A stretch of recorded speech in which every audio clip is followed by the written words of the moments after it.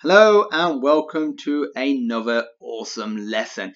You've probably heard about the rising and the falling prices of Bitcoin and potentially other cryptocurrencies as well. So this video won't just be about Bitcoin or the actual core, meaning the essence of it. It's about cryptocurrency in general, and you can apply it to other commodities and markets as well. But you might wonder, how is the actual price of Bitcoin determined? If it's not controlled by a central authority, so if there is no authority, if there is no central authority, then who is determining its value? And there is not one individual or one organization that determines its value. There really are, at the moment, three main things that determine its value. One is supply and demand, which is essentially Economics 101, the supply and demand. There is technology advancements, and I'll put advancements. I have spelled it advancements. And the other one is, this is a pretty simple one, perception. So what do all of these mean? So the supply and demand is simple. More people that want it, higher the value. Simple as that. And if there's less people that want it, less people that want it, lower the value. And in terms of the supply side, more supply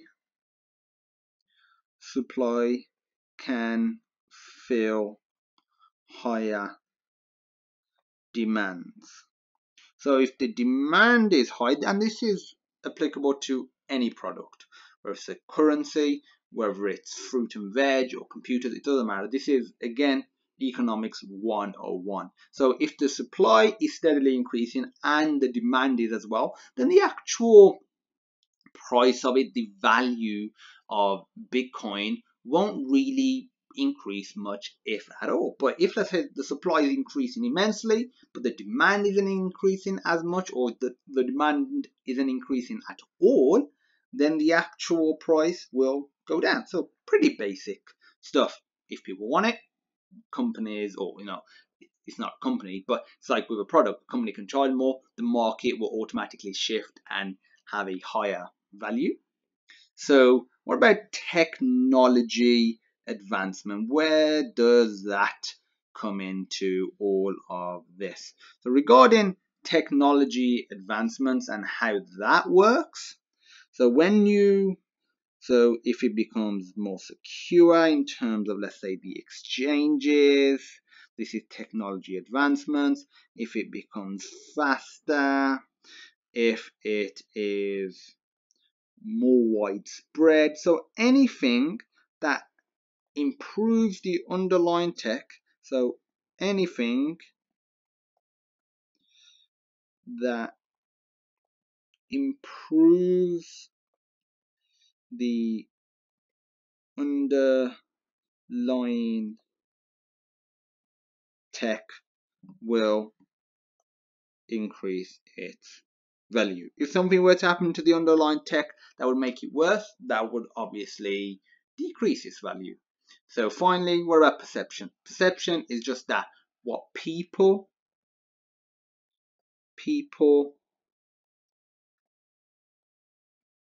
think of it.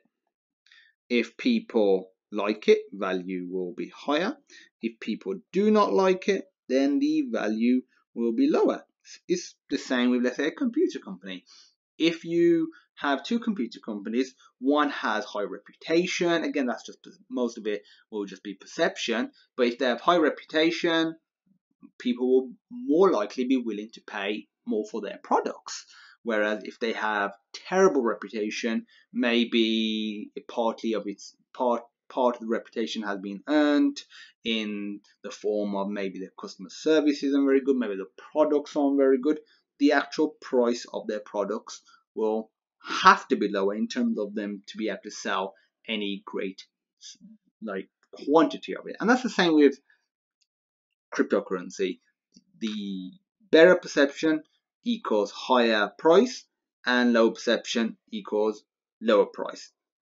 And linked with perception, what, let's say, central authorities such as governments do in terms of regulations and laws. So if they were to ban it, that would obviously have a negative impact, and that all ties into perception as well. So these are the three main things that you have to think about when you're thinking about how to determine the price of a decentralized distributed currency. Is the supply and demand. Again, that's just economics 101. Technology advancements, that's a bit more specific. And perception, which is for the most part applicable to most things in life. So that's it for this video. If you have any questions, feel free to reach out. I'll be glad to help. And feel free to go through the video again. Check out any points that you may be unsure about. There's no shame in checking them out again. I do that all the time. I go through videos again and again. And as usual, thank you for watching, and I look forward to seeing you in my next lesson.